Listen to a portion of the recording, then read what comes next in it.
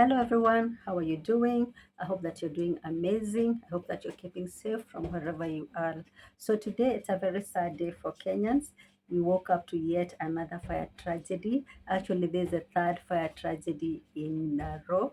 Yeah, we had the first incidents on Wednesday, and that was in Juakali. Yesterday we had another fire tragedy in Kitengela, and today we had a very deadly explosion in Embakasi, still in Nairobi.